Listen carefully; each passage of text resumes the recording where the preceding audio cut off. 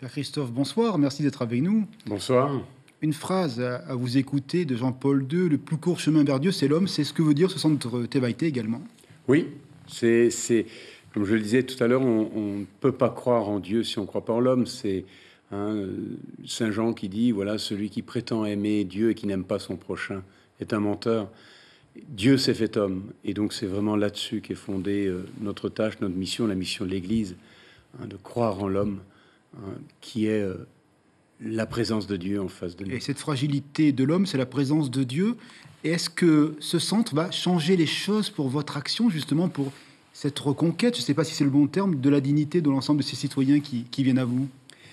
Je crois que oui, parce que d'abord, le fait qu'on le voit dans ces jeunes qui parlaient un petit peu en joie, mais le fait d'abord de leur dire, voilà, ce bâtiment, il est pour vous, on l'a construit pour vous, leur dit, vous êtes important pour nous, hein.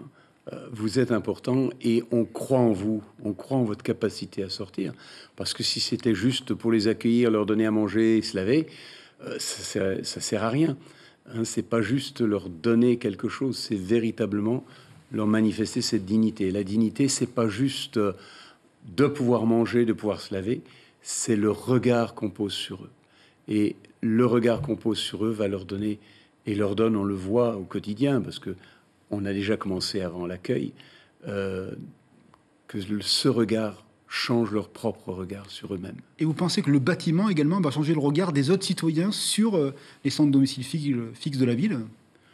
Oh ben, ça on l'espère. Bon, quand on voit la multitude des hommes et des femmes qui ont participé à ce projet, on se rend compte quand même qu'il y en a déjà beaucoup qui ont changé leur regard. Je veux dire, quand je me reporte à il y a 30 ans en arrière et les propos qu'on a aujourd'hui, les gens ont conscience que c'est important d'accompagner ces hommes et ces femmes qui sont nos frères et sœurs.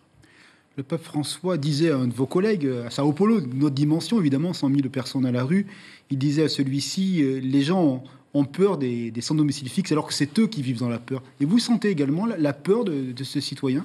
Bien sûr. D'abord, on a facile à dire, oui, on va leur donner à manger, c'est des feignants, etc. Mais j'ai envie de dire, commencez par prendre un carton et venez dormir dans la rue une seule nuit où vous ne dormez pas. Parce que les personnes à la rue sont davantage victimes de la violence qu'auteurs de violence. Ils sont victimes de violence, parfois entre eux, mais aussi par les gens qui viennent la nuit, etc. On est dans la rue, quand on dort dans la rue, on ne dort pas dans la rue. À moins d'avoir un chien qui nous garde bien, mais on ne dort pas, on est toujours sur le qui-vive. Ils ont davantage peur de nous, et depuis le commencement de l'accueil Tebaïté, il y a 30 ans, on a toujours veillé à accueillir des gens de la société civile, etc., qui viennent partager un moment, pas forcément des bénévoles sur le long terme, mais de temps en temps. Pourquoi? Justement pour qu'il y ait un apprivoisement et que chacun puisse s'apprivoiser. Et combien on a de personnes qui sont venues un jour ou deux voir et qui nous disent « Ah, tu sais, maintenant quand je rencontre un tel, il me dit bonjour. Du coup, je lui réponds. » Et c'est ça, et je crois que c'est cela, faire société. Pour conclure, Père Christophe, il manque encore de l'argent. Les dons continuent à être perçus par votre association, votre structure? Bien sûr, il manque. Bon, d'abord, il faut qu'on rembourse l'archevêché qui nous a avancé 100 millions, parce que ces 100 millions, on en a besoin pour d'autres projets, notamment le foyer Manini Aura Maïna. Et puis, on aura aussi besoin, effectivement, de fonds pour le fonctionnement de ce centre.